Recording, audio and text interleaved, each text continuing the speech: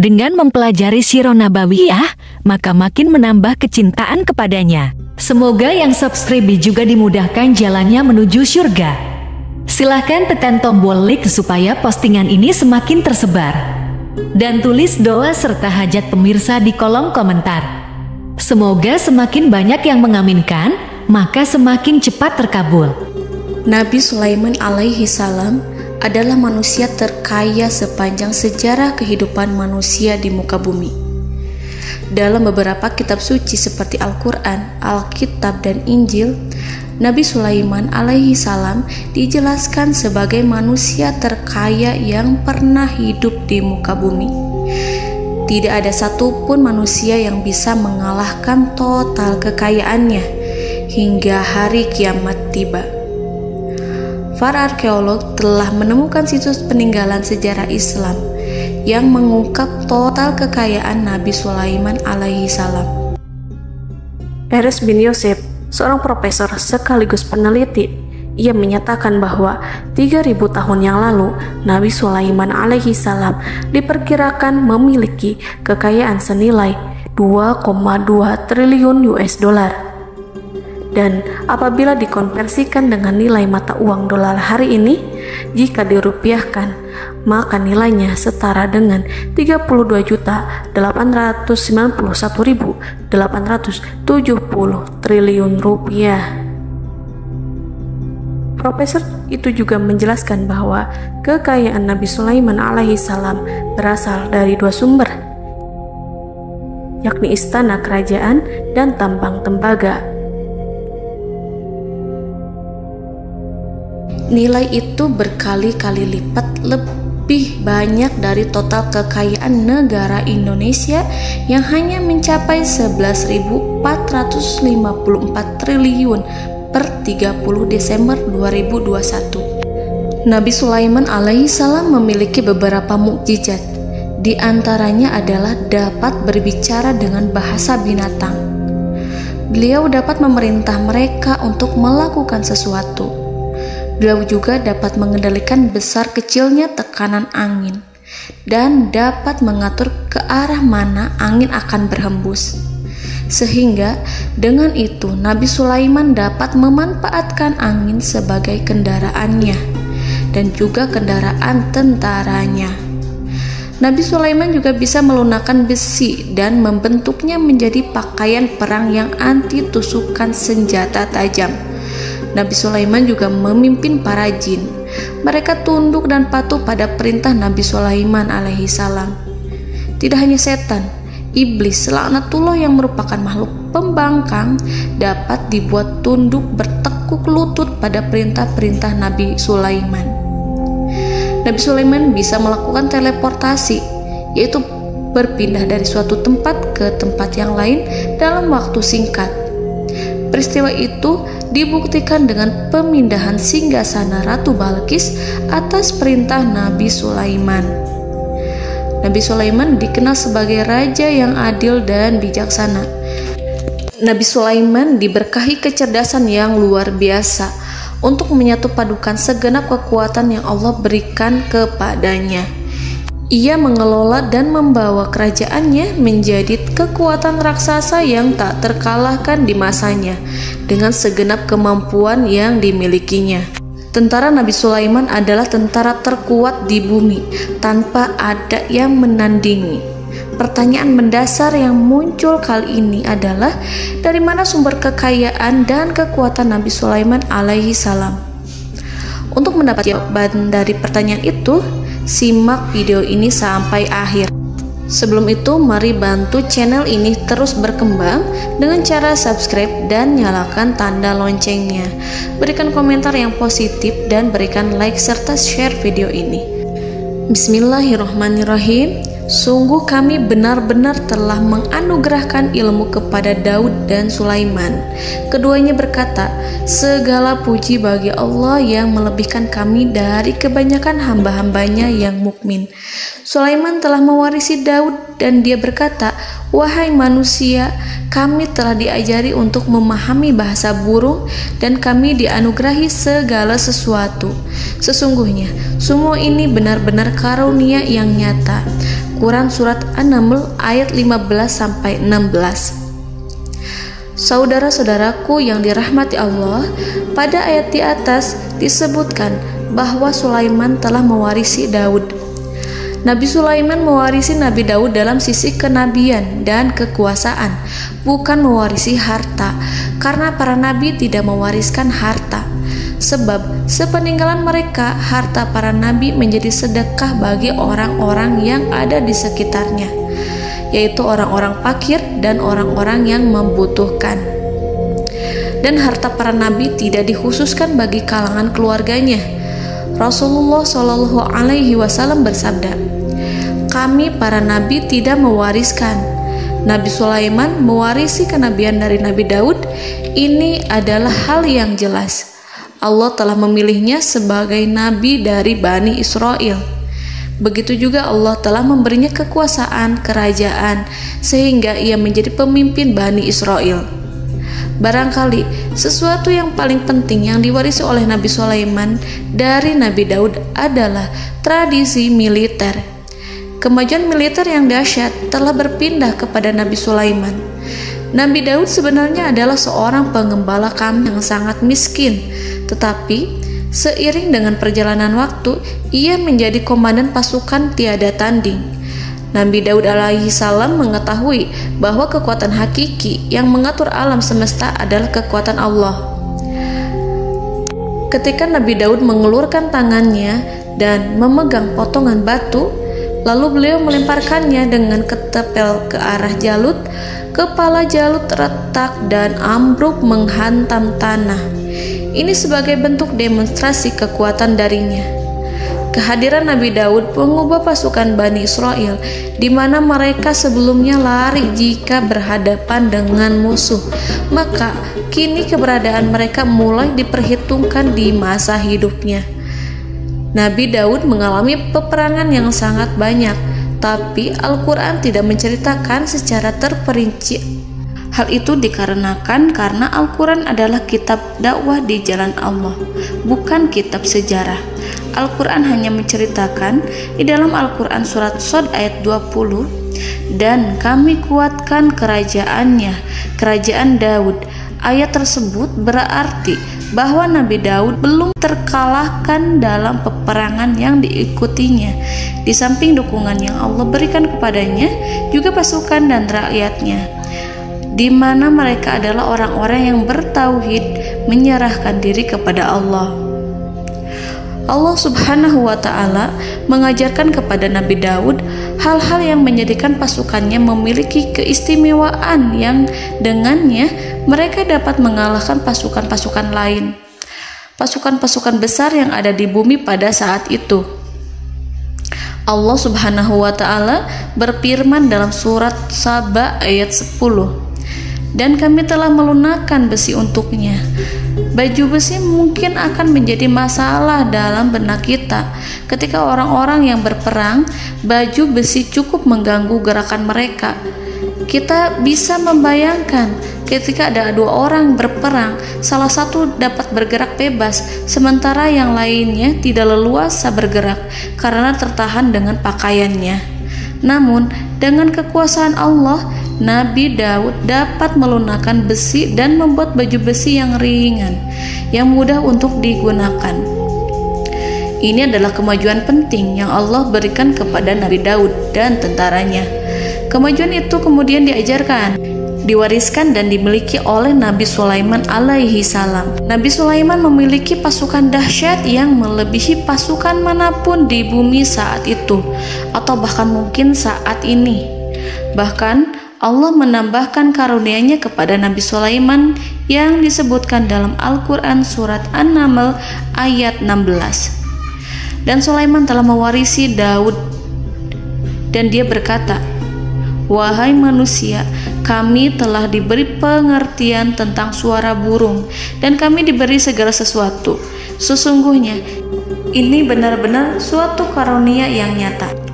Saudara-saudaraku yang dirahmati Allah, pada suatu hari Nabi Sulaiman alaihi salam menengadahkan tangannya dan berdoa kepada Allah Subhanahu wa ta'ala.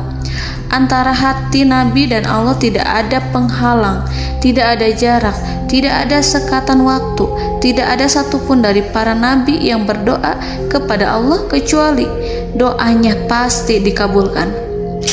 Doa Nabi Sulaiman alaihi salam direkam dalam Al-Quran surat Shad ayat 35. Nabi Sulaiman berkata, "Ya Tuhanku, ampunilah aku, anugerahkanlah kepadaku kerajaan yang tidak dimiliki oleh seorang pun sesudahku." Nabi Sulaiman menginginkan dari Allah sesuatu kerajaan yang belum pernah diperoleh oleh siapapun setelahnya. Allah Subhanahu wa ta'ala mengabulkan doa Nabi Sulaiman dan memberinya kerajaan tersebut. Nabi Sulaiman mewarisi kekuasaan, kenabian, hikmah ilmu dari Nabi Daud alaihi salam. Orang-orang menyebut Nabi Sulaiman Al-Hakim, Sulaiman yang bijaksana.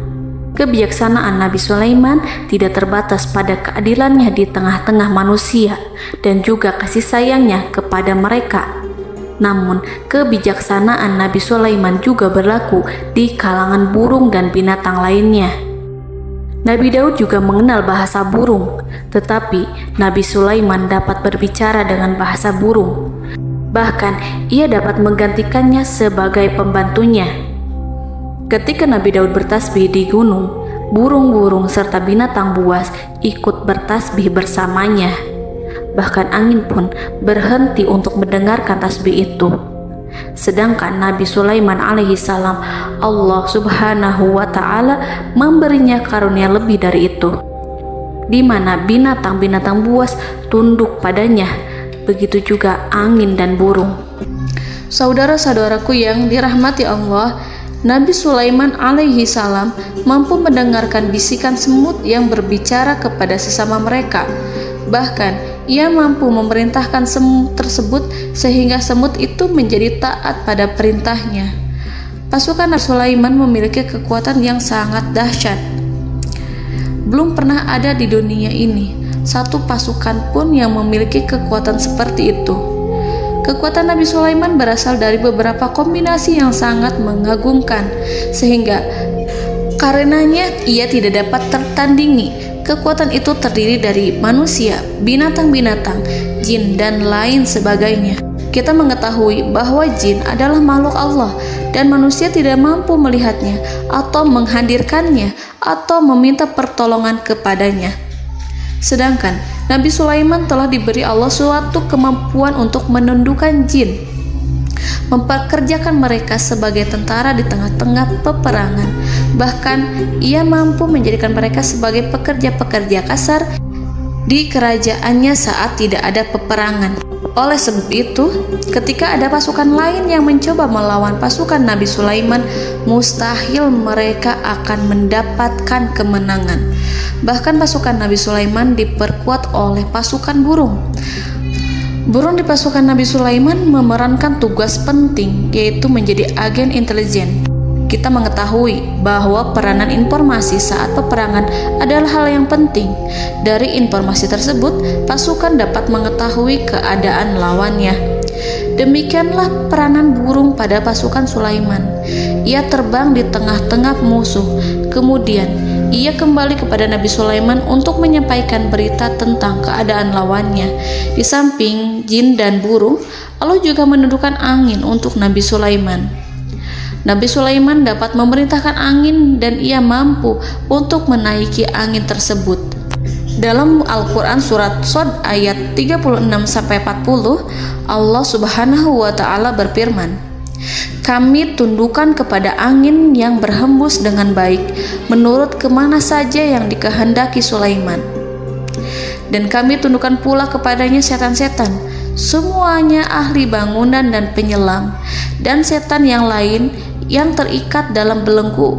Inilah anugerah kami, maka berikanlah kepada orang lain atau tahanlah untuk dirimu tanpa perhitungan, dan sesungguhnya dia mempunyai kedudukan yang dekat pada sisi kami dan tempat kembali yang baik." Saudara-saudaraku yang dirahmati Allah, Allah Subhanahu wa Ta'ala juga memberikan kemampuan yang tak seorang pun dari para nabi mendapatkannya, yaitu kemampuan untuk memerintah setan. Setan adalah salah satu bagian dari jin. Ia adalah kelompok yang celaka dari bangsa jin. Kelompok ini sebenarnya tidak mampu dikuasai oleh manusia. Bahkan jin yang soleh tidak dapat mengatur setan.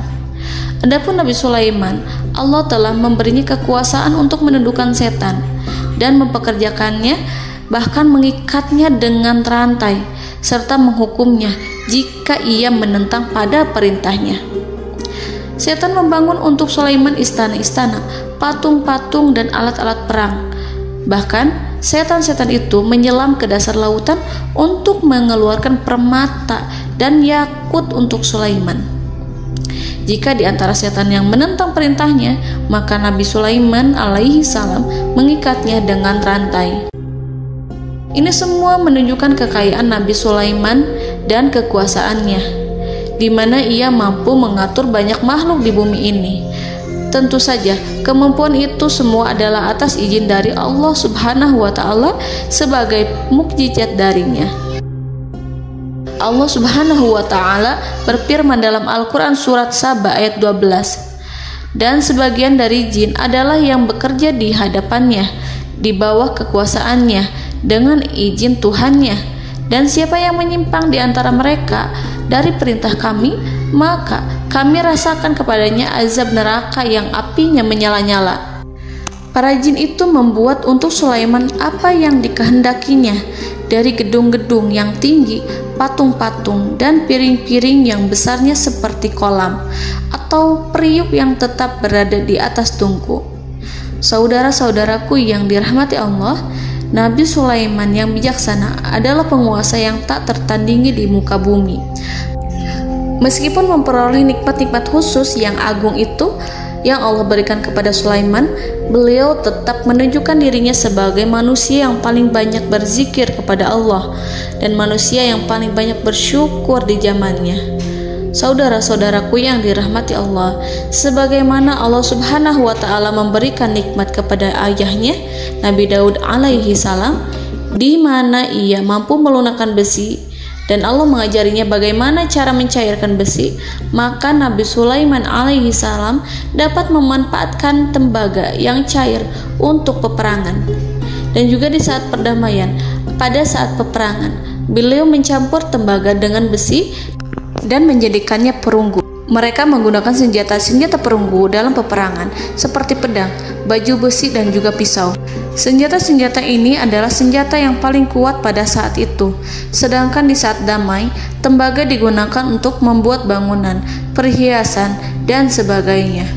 Meskipun Nabi Sulaiman mendapatkan nikmat yang besar dan karunia yang khusus, Allah Subhanahu wa Ta'ala mengujinya dengan suatu ujian yang dahsyat. Ujian yang akan selalu datang kepada seorang hamba yang soleh. Ketika hamba itu mendapatkan kedudukan besar, maka ujiannya pun menjadi besar. Allah Subhanahu wa Ta'ala menguji Nabi Sulaiman dengan penyakit. Diceritakan oleh Fahru Roji, Nabi Sulaiman diuji dengan suatu penyakit yang keras, di mana kedokteran saat itu tidak dapat dan tidak mampu mengatasinya. Sakitnya Nabi Sulaiman sangat keras sehingga para dokter dari kalangan manusia ataupun jin tidak mampu menghilangkan penyakit itu. Lalu burung-burung menghadirkan rumput-rumput yang dianggapnya sebagai obat, tetapi Nabi Sulaiman tak kunjung sembuh.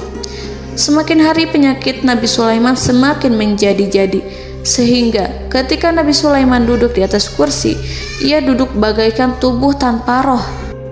Seakan-akan ia mati karena saking keras penyakit yang dideritanya. Sakit yang diderita oleh Nabi Sulaiman alaihi salam berlangsung sangat lama. Namun Nabi Sulaiman tidak henti-hentinya berzikir kepada Allah dan meminta kesembuhan kepadanya, serta selalu beristighfar dan mengungkapkan rasa cinta kepadanya. Selesailah ujian Allah terhadap hambanya Nabi Sulaiman. Beliau pun sembuh Nabi Sulaiman merasakan kembali kesehatannya setelah ia mengetahui segala kejayaan dan segala kekuasaan serta segala kebesarannya tidak lagi mampu menghilangkan penyakit yang dideritanya kecuali jika Allah menghendaki. Saudara-saudaraku yang dirahmati Allah, Nabi Sulaiman telah membangun tempat ibadah, tempat sujud, sehingga manusia menyembah Allah di dalamnya. Orang-orang yang membangunnya berjumlah puluhan ribu orang. Tentu setiap kelompok dari mereka memiliki pekerjaan masing-masing. Di antara mereka ada yang mencairkan tembaga, di antara mereka ada yang tukang pahat, ada yang tukang ukir, ada yang membelah batu, ada yang memotong kayu, ada yang mendatangkan rumput-rumput dari Libanon, ada yang mendatangkan emas dan menjadikannya lempengan-lempengan yang mengkilat untuk menutupi kayu serta untuk melapisi dinding-dinding. Bahkan golongan jin pun membantu membangun tempat tersebut, tentu dengan perintah dan bimbingan Nabi Sulaiman. Mereka membuat patung-patung yang besar, membuat bejana yang besar untuk tempat makan para tentara dan pekerja, yaitu bejana seperti gunung. Karena saking berat dan besarnya, mereka juga membuat tempat-tempat minum yang besarnya seperti kolam. Nabi Sulaiman mengawasi para pekerjanya dan juga mengurusi masyarakatnya, di mana beliau mengenali problem mereka dan berusaha memecahkannya. Beliau juga mengawasi pasukan dari kalangan binatang dan burung. Beliau mengetahui apabila ada satu di antara mereka yang tidak datang, kemana ia pergi serta mengapa ia pergi. Nabi Sulaiman menguasai pengetahuan itu semua. Nabi Sulaiman bukan hanya mengetahui problem tentara-tentaranya dari kalangan manusia ataupun tentaranya dari kalangan burung, namun ia juga menunjukkan kasih sayang terhadap semut, di mana beliau mendengar bisikannya dan tidak suka untuk menginjaknya. Nabi Sulaiman selalu menundukkan kepalanya ke bumi sebagai bentuk rasa rendah diri dan syukur kepada Allah. Pada suatu hari, Nabi Sulaiman alaihi salam berjalan di depan tentaranya dan tiba-tiba ia mendengar suara semut yang berkata kepada temannya dari kalangan semut. Hal itu terekam dalam Al-Quran surat An-Naml ayat 18-19. Wahai semut-semut, masuklah ke dalam sarang-sarangmu agar kamu tidak terinjak oleh Sulaiman dan tentaranya, sedangkan mereka tidak menyadarinya. Nabi Sulaiman alaihi salam tersenyum mendengar itu dan ia berdoa, "Ya Allah, ya Tuhanku, berilah aku ilham untuk tetap mensyukuri nikmat-Mu yang telah Engkau anugerahkan kepadaku dan kepada kedua orang ibu bapakku, dan untuk mengerjakan amal soleh yang Kau ridhoi, dan masukkanlah aku ke dalam rahmat-Mu, ke dalam golongan hamba-hamba-Mu yang soleh." Saudara-saudaraku yang dirahmati Allah, meskipun Nabi Sulaiman mendapatkan kekuasaan dan memiliki tentara yang besar, namun beliau menunjukkan kasih sayang terhadap bangsa semut. Beliau mendengarkan bisikannya dan melihat semut yang ada di depannya. Oleh karena itu, tak mungkin baginya untuk menginjak golongan semut itu. Nabi Sulaiman bersyukur kepada Allah telah memberinya nikmat, yaitu nikmat rahmat dan kasih sayang. Di samping itu, Nabi Sulaiman alaihi salam adalah orang paling kaya di dunia. Istananya terbuat dari kayu gaharu yang memiliki wangi harum. Istananya terbuat dari emas yang terkadang dari kristal. Beliau juga memiliki kursi besar yang terbuat dari emas dan permata. Istana Nabi Sulaiman merupakan istana yang paling besar di dunia. Nabi Sulaiman menggunakan pakaian dari emas dan permata. Meskipun demikian, Nabi Sulaiman tetap menunjukkan sebagai hamba yang berserah diri dan rendah diri di hadapan Allah Subhanahu wa Ta'ala. Nabi Sulaiman yang merendahkan diri di hadapan Allah, ia selalu sujud kepada Allah, sebagaimana ayahnya yang selalu bertasbih pada Allah. Nabi Sulaiman selalu melantunkan lagu-lagu cinta ilahi dan hanya memuji Allah Subhanahu wa Ta'ala. Pada suatu hari, Nabi Sulaiman alaihi salam mengeluarkan perintah kepada pasukannya untuk bersiap-siap. Kemudian, Nabi Sulaiman keluar dan memeriksa pasukannya satu demi satu. Kelompok yang pertama adalah kelompok manusia. Nabi Sulaiman memperhatikan kesiapan mereka. Lalu Nabi Sulaiman mengeluarkan perintah-perintah kepada mereka. Kemudian Nabi Sulaiman memeriksa kelompok jin dan menyampaikan perintahnya kepada mereka.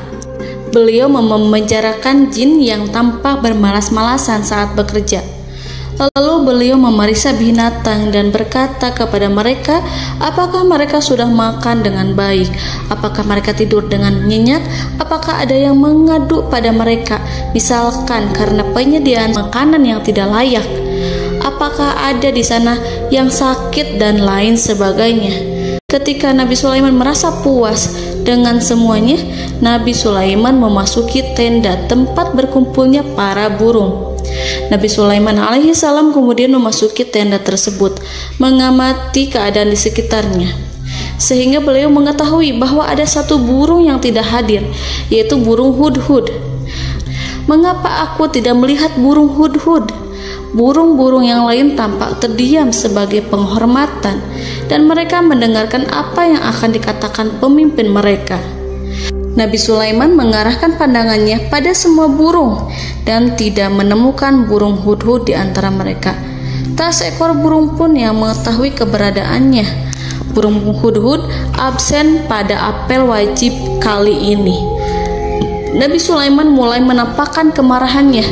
Tiba-tiba, seekor burung kecil memberanikan diri untuk berkata kepada Nabi Sulaiman, "Wahai Nabi yang mulia, seharusnya hudhud ada bersamaku kemarin untuk melaksanakan tugas penyelidikan. Ia adalah pemimpin misi itu. Namun, burung hudhud belum datang. Oleh karena itu, aku tidak pergi bersamanya." Burung itu tampak gemetar. Nabi Sulaiman mengetahui bahwa hudhud tidak hadir dan tak seorang pun mengetahui kemana ia pergi. Burung hudhud pergi tanpa izin terlebih dahulu. Dalam keadaan marah, Nabi Sulaiman berkata, "Sungguh aku benar-benar akan mengazabnya dengan azab yang sangat keras atau benar-benar menyembelihnya, kecuali jika ia benar-benar datang kepadaku dengan alasan yang jelas." Kawanan burung-burung mengetahui bahwa Nabi Sulaiman sedang marah dan telah menetapkan untuk menyiksa burung hudhud atau menyembelihnya atau justru memaafkannya dengan syarat ia datang dengan membawa alasan yang dapat menyelamatkannya, atau dengan kata lain, burung hudhud dapat memastikan bahwa ia melaksanakan tugas yang penting. Nabi Sulaiman menunjukkan kemarahan yang besar sehingga siapapun akan merasa takut kepada Nabi Sulaiman yang marah. Nabi Sulaiman kemudian pergi dari tempat burung tersebut. Nabi Sulaiman masih memikirkan keadaan burung hudhud. Seharusnya burung hudhud menjadi bagian penting dari badan intelijen. Apakah ia pergi untuk menyingkap suatu, atau apakah ia pergi hanya untuk bermain-main? Nabi Sulaiman telah memperhatikan dan mengetahui bahwa burung hudhud adalah seekor burung yang cerdik dan juga fasih berbicara. Terkadang Nabi Sulaiman mendapati burung hudhud sedang bermain-main dan menunda-nunda pekerjaannya. Namun ketika Nabi Sulaiman melihatnya, burung hudhud memahami bahwa perbuatannya tidak benar. Oleh karena itu, ia tidak boleh menyampur adukan antara waktu serius dan waktu bermain. Tidak lama setelah itu, burung hudhud tiba di tempat para burung. Burung-burung yang lain berkata kepadanya, "Wahai hudhud, pergilah engkau ke tempat Nabi Sulaiman. Jika ia mengetahui bahwa engkau telah sampai, jiwamu benar-benar terancam." Mendengar itu, burung hudhud segera beranjak. Ia terbang menemui Nabi Sulaiman. Pada waktu itu, Nabi Sulaiman sedang duduk bersama tentaranya yang lain. Burung hudhud berdiri. Ia telah merencanakan untuk memulai pembicaraan dengan Nabi Sulaiman sebelum Nabi Sulaiman bertanya kepadanya kemana dia pergi. Ini sebagai bukti bahwa hudhud telah melaksanakan suatu tugas yang penting. Dalam Al-Quran Surat An-Naml ayat 22, burung hudhud berbicara, "Aku telah mengetahui sesuatu yang kamu belum mengetahuinya, dan kubawa kepadamu dari negeri Saba suatu berita penting yang diyakini seakan-akan burung hudhud hendak berkata, 'Aku adalah hudhud yang miskin, tapi aku mengetahui apa yang tidak engkau ketahui, dan aku telah datang kepadamu dari kerajaan Saba dengan membawa berita yang sangat penting.'" Nabi Sulaiman tampak terdiam menunggu hudhud menyelesaikan kisahnya. Dalam surat An-Naml ayat 23-24, burung hudhud berkata, Sesungguhnya aku menjumpai seorang wanita yang memerintah mereka. Dia dianugerahi segala sesuatu serta mempunyai singgasana yang besar. Aku mendapati dia dan kaumnya menyembah matahari selain Allah. Dan setan-setan telah menjadikan mereka memandang indah perbuatan-perbuatan mereka, lalu menghalangi mereka dari jalan Allah, sehingga mereka tidak mendapat petunjuk. Burung hudhud diam. Nabi Sulaiman merasa bahwa hudhud menunjukkan kepasihan lisannya. Nabi Sulaiman berkata dalam Quran surat An-Naml ayat 27 sambil menunjukkan senyum manisnya. Nabi Sulaiman berkata, "Akan kami lihat apakah kamu benar wahai hudhud, ataukah kamu termasuk orang-orang yang berdusta." Seakan-akan burung hudhud ingin mengatakan, "Aku tidak berbohong, wahai Nabi yang mulia." Namun diamnya Sulaiman membuat takut sehingga burung hudhud terdiam. Nabi Sulaiman terdiam karena berpikir, lalu ia memutuskan sesuatu setelah itu. Beliau melihat kepada lainnya dan meminta secari kertas. Nabi Sulaiman menulis surat singkat dan menyerahkannya kepada hudhud serta memerintahkan kepadanya seperti yang dikatakan dalam Quran surat An-Naml ayat 28. "Pergilah dengan membawa suratku ini, lalu jatuhkanlah kepada mereka, kemudian berpalinglah dari mereka, lalu perhatikanlah apa yang mereka bicarakan." Al-Quranul Karim hanya menceritakan dalam Quran surat An-Naml bagaimana perginya hudhud dan bagaimana ia menyerahkan surat itu. Lalu Al-Quran langsung menyebut keadaan kerajaan Balqis yang saat itu sedang membaca surat di depan para pembesar kerajaan dan para menterinya. Dalam Al-Quran surat An-Naml ayat 29-31 berkatalah Balqis, "Wahai pembesar-pembesar, sesungguhnya telah dijatuhkan kepadaku sebuah surat yang mulia. Sesungguhnya surat ini dari Sulaiman, dan sesungguhnya isinya dengan menyebut nama Allah yang Maha Pengasih lagi Maha Penyayang, bahwa janganlah kalian berlaku sombong terhadapku, dan datanglah kepadaku sebagai orang yang berserah diri." Saudara-saudaraku yang dirahmati Allah, dalam surat tersebut Nabi Sulaiman menyebutkan supaya mereka menyerahkan diri dan tunduk kepada perintah Nabi Sulaiman. Nabi Sulaiman memerintahkan agar mereka meninggalkan penyembahan terhadap matahari. Nabi Sulaiman tidak mempersoalkan akidah mereka dan tidak memuaskan mereka dengan apapun. Nabi Sulaiman hanya memerintahkan bahwa ia berada di atas kebenaran. Bukankah ia didukung kekuatan yang berlandaskan keyakinan yang dimilikinya? Nabi Sulaiman hanya memerintahkan mereka agar tunduk dan patuh kepadanya. Ratu Sabak menyampaikan surat tersebut di tengah-tengah kaumnya. Dalam Quran surat An-Naml ayat 32 dijelaskan, "Dan berkatalah Balqis, wahai para pembesar, berilah aku pertimbangan dalam urusanku ini. Aku tidak pernah memutuskan sesuatu persoalan sebelum kamu berada dalam majelisku."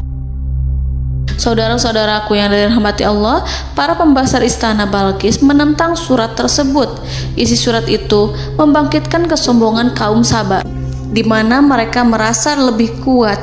Mereka mengetahui bahwa di sana ada seorang yang mencoba menentang mereka dan mengisyaratkan peperangan kepada mereka. Lalu ia meminta kepada mereka untuk memenuhi syarat-syaratnya sebelum terjadinya peperangan dan kekalahan. Dalam surat An-Naml ayat 33, mereka menjawab, "Kita adalah orang-orang yang memiliki kekuatan dan juga memiliki keberanian yang sangat besar dalam peperangan. Dan keputusan berada di tanganmu, wahai rajaku. Maka pertimbangkanlah apa yang akan kamu perintahkan." Saudara-saudaraku yang dirahmati Allah, para pembesar kaum Sabak seakan ingin berkata, "Kita siap untuk melaksanakan perang." Tampaknya ratu itu memiliki kebijakan yang lebih baik dari pembesar kaumnya. Surat Sulaiman itu membuatnya berpikir lebih jernih dan lebih berhati-hati. Ia berusaha sebisa mungkin menghindari peperangan. Ratu itu berpikir dalam tempo yang lama.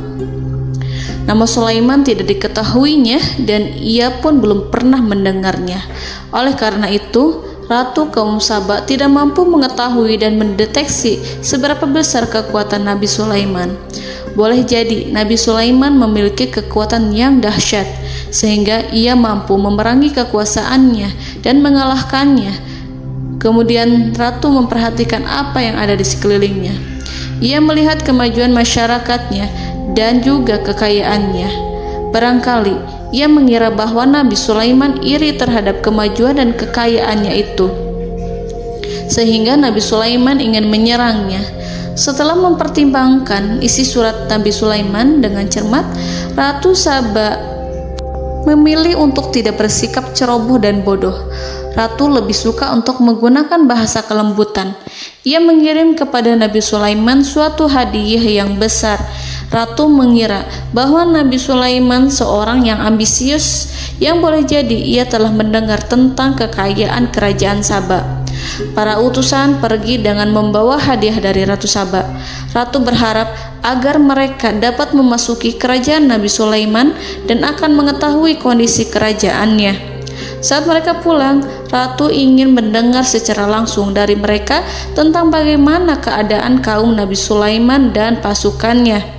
Setelah mendapatkan informasi yang cukup, maka Ratu Balqis dapat membuat sesuatu keputusan yang tepat. Ratu menyembunyikan apa yang terlintas dalam pikirannya, lalu ia berbicara kepada pembesar istananya bahwa ia dapat menyingkap niat jahat Raja Sulaiman melalui cara mengirimkan hadiah kepadanya. Ratu lebih memilih cara tersebut dan menunggu reaksi dari Nabi Sulaiman. Ratu berhasil memuaskan para pembesar istana, dan untuk sementara ia menghilangkan ide untuk berperang. Karena para raja jika menyerang suatu desa, maka pemimpin desa tersebut adalah orang yang paling banyak mendapatkan kehinaan. Akhirnya, para pembesar kaumnya merasa puas dengan pikiran Ratu Balqis. Saudara-saudaraku yang dirahmati Allah, dalam surat An-Naml ayat 34-35 dijelaskan, Ratu Balqis berkata, "Sesungguhnya raja-raja apabila memasuki suatu negeri, niscaya mereka akan membinasakannya dan menjadikan penduduknya yang mulia menjadi hina. Dan demikian pula lah yang akan mereka perbuat. Dan sesungguhnya aku akan mengirim utusan kepada mereka dengan membawa hadiah, dan aku akan menunggu apa yang akan dibawa kembali oleh utusan itu." Kemudian sampailah hadiah dari Ratu Balqis kepada Nabi Sulaiman. Para intelijen Nabi Sulaiman memberitahunya bahwa utusan Balqis datang dengan membawa hadiah. Nabi Sulaiman langsung mengetahui bahwa Ratu Balqis itu sengaja mengirim orang-orangnya untuk mengetahui atau untuk mendapatkan informasi tentang kekuatannya. Lalu setelah itu ia akan mengambil keputusan atau mengambil sikap kepada kerajaan Sulaiman. Nabi Sulaiman segera memanggil semua pasukannya untuk berkumpul. Utusan Balqis segera memasuki istana Nabi yang dipenuhi dengan pasukan yang besar bersenjata.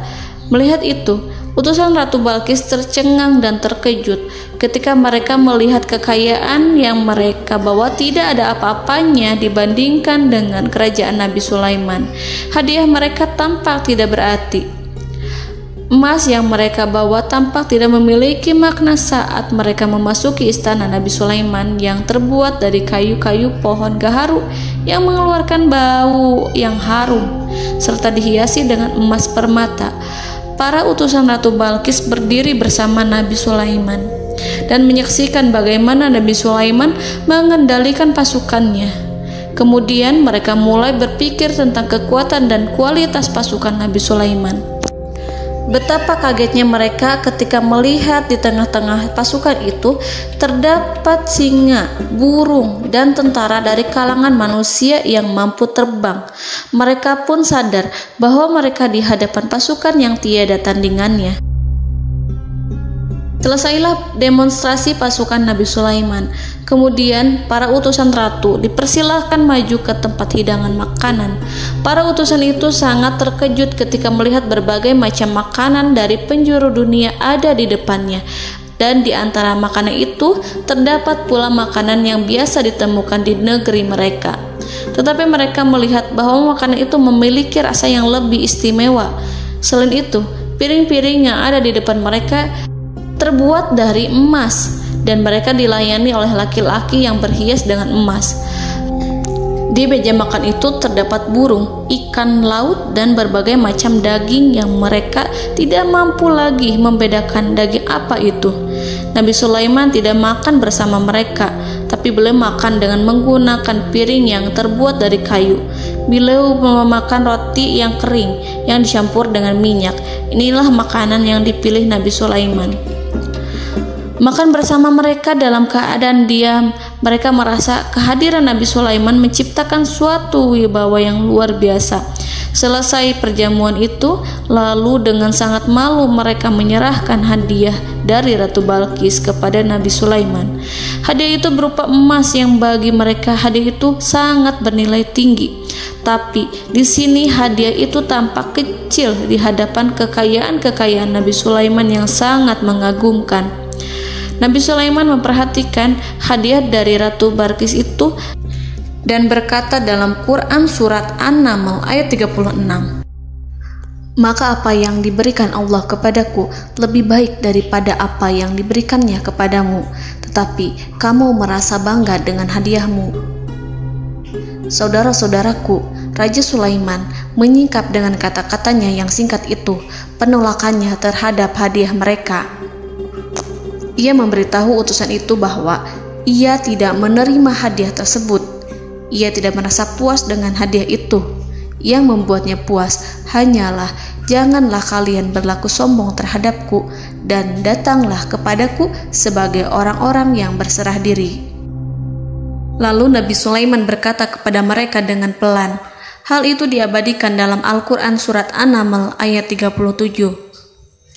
"Kembalilah kepada mereka, sungguh kami akan mendatangi mereka dengan bala tentara yang mereka tidak kuasa melawannya. Dan pasti kami akan mengusir mereka dari negara itu, yaitu negeri Saba, dengan terhina.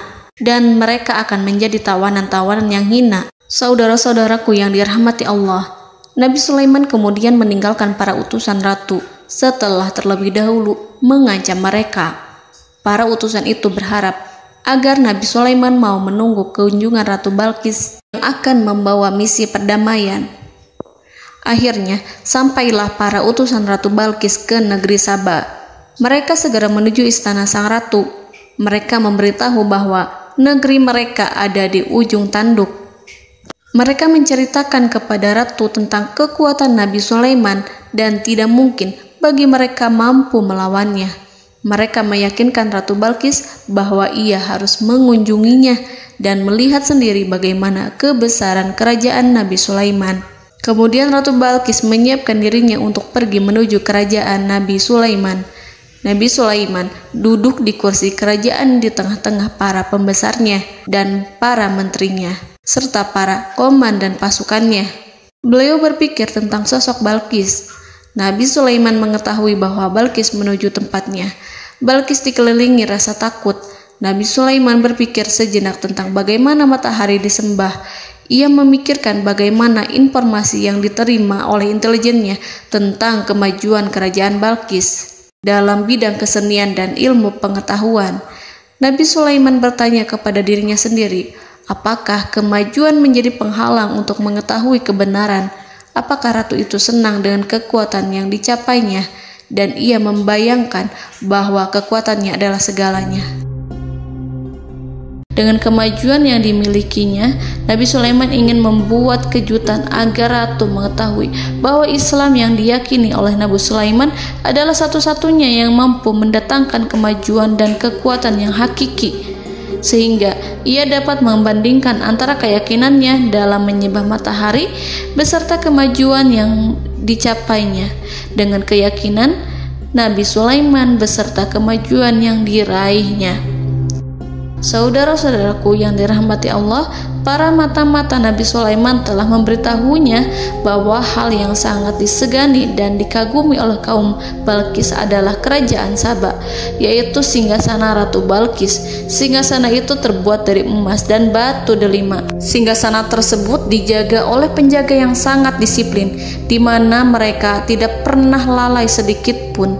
Oleh karena itu, sangat tepat apabila Nabi Sulaiman menghadirkan singgasananya di sini, di kerajaannya.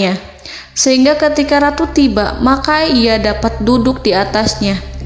Nabi Sulaiman ingin membuat kejutan kepadanya dan menunjukkan bahwa kemampuannya tersebut yang berlandaskan pada keislaman. Nabi Sulaiman melakukan yang demikian itu dengan harapan agar si ratu tunduk kepadanya. Ide itu terlintas dalam diri Nabi Sulaiman.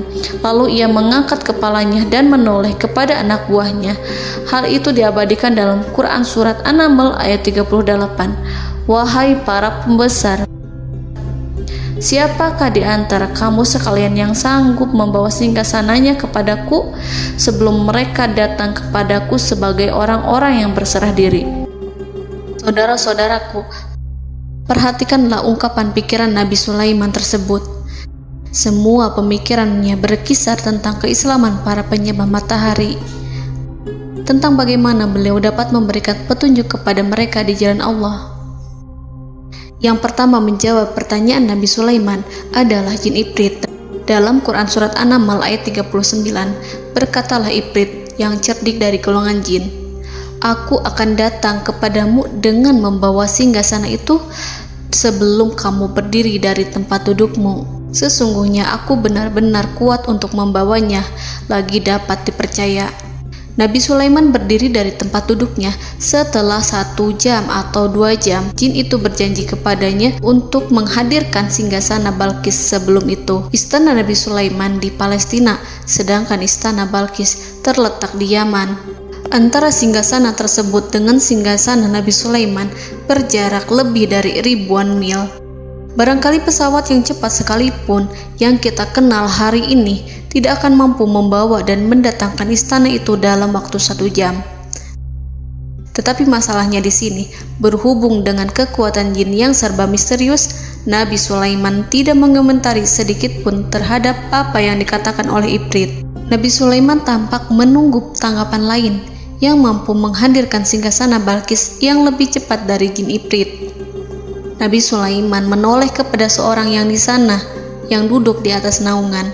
Hal itu diceritakan dalam Al-Quran Surat An-Naml ayat 40. Berkatalah seseorang yang mempunyai ilmu dari Alkitab, "Aku akan membawa singgasana itu kepadamu sebelum matamu berkedip."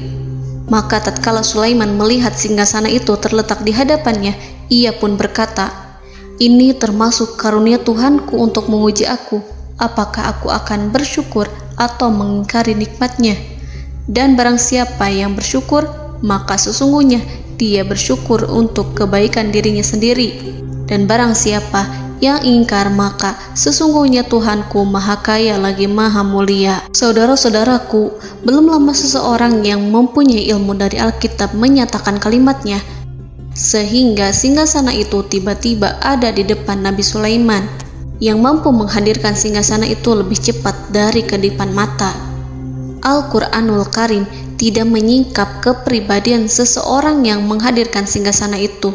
Al-Quran hanya menggarisi bahwa orang itu mempunyai ilmu dari Alkitab. Al-Quran tidak menjelaskan kepada kita apakah ia seorang malaikat ataukah manusia ataukah jin. Al-Quran sengaja tidak menyingkap hakikat kitab yang dimaksud. Saudara-saudaraku yang dirahmati Allah, setelah melihat singgasana itu, Nabi Sulaiman bersyukur kepada Allah. Ia mulai memperhatikan singgasana sang ratu. Singgasana tersebut merupakan simbol pembangunan dan juga kemajuan, tetapi tampaknya ia hanya sesuatu yang biasa saja jika dibandingkan dengan kekuasaan dan kebesaran ciptaan yang dibuat oleh manusia dan jin di kalangan istana Nabi Sulaiman. Nabi Sulaiman memikirkan dalam tempo yang sangat lama singgasana Ratu Balkis itu. Kemudian beliau memerintahkan agar singgasana itu diperbaiki, sehingga saat Ratu Balkis datang, dia akan mengujinya. Apakah Ratu Balkis dapat mengenali singgasananya ataukah tidak? Dalam Al-Quran Surat An-Naml ayat 41, Nabi Sulaiman berkata, "Ubahlah baginya singgasananya, maka kita akan melihat apakah dia mengenal ataukah dia termasuk orang-orang yang tidak mengenalnya." Saudara-saudaraku yang dirahmati Allah, Nabi Sulaiman memerintahkan agar dibangun istana yang akan digunakan untuk menyambut Ratu Balkis. Nabi Sulaiman memilih tempat di laut, dan ia memerintahkan agar dibangun suatu istana di mana sebagian besarnya terdiri dari air laut. Nabi Sulaiman memerintahkan agar lantainya itu terbuat dari kaca yang tebal dan kuat, sehingga orang-orang yang berjalan di atas istana itu akan dapat melihat di bawahnya ada ikan-ikan berwarna-warni yang berenang-renang. Dan mereka akan melihat rumput-rumput laut yang bergerak-gerak. Akhirnya, selesailah pembangunan istana itu. Saking bersihnya kaca lantainya, sehingga tampak di sana tidak ada kaca. Burung hudhud memberitahu Nabi Sulaiman bahwa Balqis telah sampai dekat kerajaannya. Kemudian Ratu Balqis datang. Al-Quran tidak menyebutkan keadaan Nabi Sulaiman saat menyambut Balqis, namun Al-Quran menunjukkan dua sikap Ratu Balqis. Yang pertama, bagaimana sikap Balqis ketika pertama kali melihat singgasananya yang datang mendahuluinya, padahal ia telah meninggalkan pengawalannya untuk tetap setia menjaga singgasananya itu. Keadaan kedua adalah keadaan di depan istana yang dibangun untuk penyambutan Balqis. Istana itu penuh dengan permata yang berenang-renang di bawahnya ikan-ikan. Dalam Quran Surat An-Naml ayat 42 dijelaskan, dan ketika Balqis datang, ditanyakanlah kepadanya, "Serupa inikah singgasanamu?" Balqis menjawab, "Seakan-akan singgasana ini adalah singgasanaku. Kami telah diberi pengetahuan sebelumnya, dan kami adalah orang-orang yang berserah diri." Saudara-saudaraku, pada dialek di atas, Balqis melihat singgasananya dan ia tercengang saat mengetahui bahwa itu adalah singgasana miliknya. Namun kemudian ia mulai ragu karena melihat tidak sepenuhnya itu singgasana miliknya. Jika itu benar-benar miliknya, lalu bagaimana ia datang mendahuluinya? Dan bila bukan singgasananya, maka bagaimana Sulaiman dapat meniru sepersis dan seteliti itu? Padahal Sulaiman tidak pernah sekalipun ke kerajaannya. Nabi Sulaiman berkata saat melihat Balqis mengamati singgasananya, "Apakah ini singgasanamu?" Balqis terlihat sangat kebingungan, namun setelah itu ia menjawab, "Sepertinya benar." Nabi Sulaiman berkata, "Kami telah diberi ilmu sebelumnya dan kami sebagai orang-orang muslim." Saudaraku yang dirahmati Allah, melalui pertanyaan Nabi Sulaiman ingin mengisyaratkan kepada Balqis agar ia membandingkan antara keyakinannya beserta ilmu yang dicapainya dengan keyakinan Nabi Sulaiman yang muslim beserta pengetahuan yang telah diraihnya. Penyembahan terhadap matahari dan pencapaian ilmu yang dicapai oleh Ratu Balqis tanpa tidak ada apa-apanya dibandingkan dengan ilmu Nabi Sulaiman dan keislaman. Nabi Sulaiman telah mendahuluinya dalam bidang ilmu karena keislamannya. Karena itu, sangat mudah baginya untuk mengungguli Balqis dalam ilmu-ilmu yang lainnya. Demikianlah yang disyaratkan dalam pertanyaan Nabi Sulaiman kepada Ratu Balqis. Ratu Saba itu mengetahui bahwa ini adalah singgasananya, di mana singgasana itu datang lebih dahulu daripada dirinya. Beberapa bagian darinya telah diubah saat Balqis masih di perjalanan menuju ke tempat Nabi Sulaiman. Ia berpikir kemampuan apa yang dimiliki Nabi Sulaiman. Ratu Balqis tercengang melihat apa yang disaksikannya, yang berupa buah dari keimanan Nabi Sulaiman dan hubungannya dengan Allah Subhanahu wa Ta'ala. Sebagaimana Balqis juga tercengang ketika melihat kemajuan di bidang ilmu pembangunan, seni, dan ilmu-ilmu yang lainnya. Maka ia tidak lebih kagum lagi saat melihat hubungan yang kuat antara keislaman Nabi Sulaiman dengan ilmunya serta kemajuan yang diraihnya. Dalam Al-Quran Surat An-Naml ayat 43 dijelaskan, dan apa yang disembahnya selama ini selain Allah mencegahnya untuk melahirkan keislamannya, karena sesungguhnya ia terdahulu termasuk orang-orang yang kafir. Saudara-saudaraku yang dirahmati Allah, berguncanglah dalam benak Balqis ribuan hal ketika melihat keyakinan kaumnya runtuh di hadapan Nabi Sulaiman. Ia menyadari matahari yang disembahnya hanya merupakan ciptaan Allah, dan Allah lah yang menggerakkannya untuk hamba-hambanya. Lalu terbitlah matahari kebenaran dalam dirinya. Hatinya diterangi oleh cahaya baru yang tidak akan tenggelam seperti tenggelamnya matahari. Masa keislamannya hanya menunggu waktu. Ratu Balqis memilih waktu yang tepat untuk mengumumkan keislamannya. Allah Subhanahu wa Ta'ala berfirman dalam Quran Surat An-Naml ayat 44. Dikatakan kepadanya, masuklah ke dalam istana. Maka tatkala ia melihat lantai istana itu, dikiranya kolam air yang besar dan disingkapnya 2 betisnya. Berkatalah Sulaiman, sesungguhnya ia adalah istana licin yang terbuat dari kaca. Berkatalah Balqis, wahai Tuhanku, sesungguhnya aku telah berbuat zalim terhadap diriku dan aku berserah diri bersama Sulaiman kepada Allah Tuhan semesta alam. Saudara-saudaraku yang dirahmati Allah, dikatakan kepada Balqis, masuklah ke dalam istana. Ketika ia masuk, maka ia tidak menyaksikan adanya kaca, tetapi ia melihat air, sehingga ia mengira akan bersinggungan dengan air. Lalu ia menyingkapkan sedikit bajunya agar bajunya itu tidak basah. Nabi Sulaiman mengingatkannya tanpa melihatnya agar ia tidak khawatir terhadap pakaiannya, karena pakaiannya tidak akan basah sebab di sana tidak ada air. Itu sekedar kaca yang halus, yang saking halusnya sehingga ia tidak tampak. Pada kesempatan itulah Balqis mengumumkan keislamannya yang mengakui kelalimannya, dan ia menyatakan menyerahkan diri kepada Nabi Sulaiman dan kepada Allah Tuhan semesta alam. Lalu kaumnya pun mengikutinya dan mereka memeluk Islam. Balqis menyadari ia berhadapan dengan penguasa yang terbesar di bumi dan Nabi Allah yang mulia. Untuk pertama kalinya, wajah Sulaiman tampak dihiasi dengan senyuman yang menunjukkan kepuasannya sejak Balqis mengunjunginya. Demikianlah Nabi Sulaiman mewujudkan kejayaannya yang hakiki dan menyebarkan cahaya Islam di muka bumi. Saudara-saudaraku, Al-Quran tidak menyebutkan kisah Balqis setelah keislamannya. Para ahli tafsir mengatakan bahwa ia menikah dengan Nabi Sulaiman. Selain itu, ada yang mengatakan bahwa ia menikah dengan salah satu orang dekat Nabi Sulaiman. Ada juga yang mengatakan bahwa sebagian Raja Habasyah adalah keturunan dari buah perkawinan ini. Wallahu a'lam bishawab. Saudara-saudaraku yang dirahmati Allah, Nabi Sulaiman hidup di tengah-tengah kejayaan dan kemuliaan di bumi.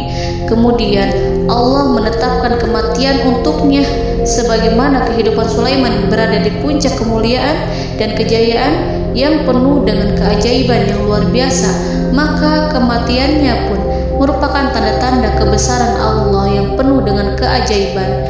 Demikianlah bahwa kematiannya sesuai dengan kehidupannya, sesuai dengan kejayaannya.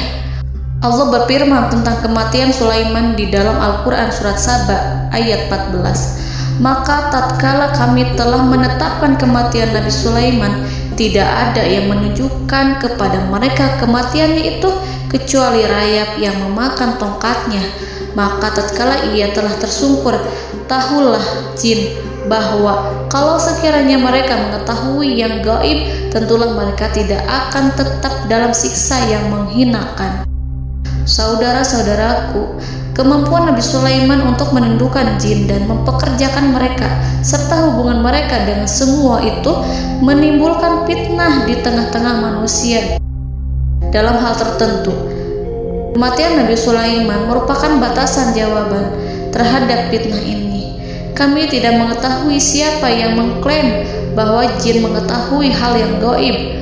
Apakah itu setan yang terkutuk, atau jin yang bodoh, atau manusia yang tertipu?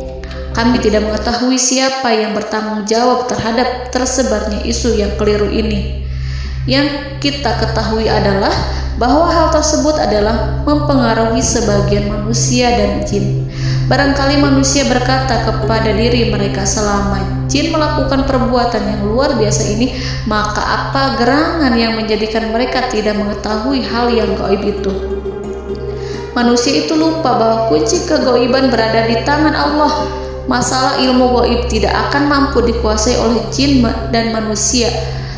Hanya Dia yang mengetahuinya, dan manusia diberitahu hanya sedikit sekali.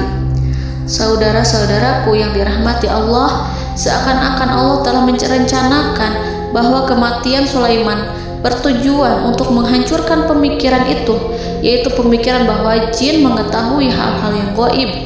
Jin bekerja untuk Nabi Sulaiman selama beliau hidup, dan tatkala beliau meninggal, maka tugas mereka menjadi bebas. Nabi Sulaiman meninggal tanpa diketahui oleh jin, sehingga mereka tetap bekerja untuk mereka, tetap mengabdi kepada Sulaiman. Seandainya mereka mengetahui hal yang gaib, niscaya mereka tidak akan meneruskan pekerjaan mereka. Saudara-saudaraku, pada suatu hari Nabi Sulaiman memasuki mihrabnya untuk itikaf ibadah dan beribadah kepada Allah. Tak seorang pun yang berani mengganggu khalwatnya. Mihrab Sulaiman terletak di puncak gunung dan dindingnya terbuat dari permata. Pada suatu hari, Nabi Sulaiman duduk bersandar pada tongkatnya dan ia tampak tenggelam dalam tafakur. Beliau berzikir pada Allah hingga rasa kantuk menguasainya. Lalu setelah itu malaikat maut menemuinya. Nabi Sulaiman pun meninggal. Beliau bersandar kepada tongkatnya. Jin melihatnya dan mengira bahwa beliau sedang sholat, sehingga mereka pun terus melanjutkan pekerjaannya. Berlalulah hari demi hari yang panjang. Datanglah rayap, yaitu semut kecil yang memakan kayu. Hewan itu mulai memakan tongkat Nabi Sulaiman. Rayap itu tampak lapar. Sebagian dari tongkat Nabi Sulaiman dimakan beberapa hari oleh rayap itu. Ketika yang dimakannya semakin bertambah, maka tongkat itu pun menjadi rusak dan kemudian jatuh dari tangan Nabi Sulaiman alaihi salam. Tubuh mulia itu kehilangan keseimbangan dan kemudian jatuh terhempas di bumi. Tatkala tubuh suci itu tersungkur, maka manusia segera menuju ke arahnya. Mereka menyadari dan mengetahui bahwa Nabi Sulaiman telah meninggal dalam waktu yang lama. Jin menyadari bahwa mereka tidak mengetahui hal yang gaib, dan manusia pun mengetahui hakikat ini. Seandainya jin mengetahui hal yang gaib, niscaya ia tidak akan meneruskan siksa yang hina. Mereka tidak akan bekerja kepada Sulaiman. Demikianlah Nabi Sulaiman alaihi salam meninggal dalam keadaan duduk dan sholat di mihrabnya. Lalu berita itu tersebar bagaikan api di bumi. Manusia, burung, dan binatang buas mengantarkan jenazah Nabi Sulaiman. Sekawanan burung tampak sedih dan menangis. Semua makhluk bersedih. Akhirnya tak seorang pun mengetahui bahasa burung di bumi. Meninggallah seorang yang memahami pembicaraan burung, binatang-binatang, jin, dan lain sebagainya. Burung-burung itu berkata, betapa beratnya kehidupan di tengah orang-orang yang tidak mengetahui pembicaraan kita. Allahu a'lam.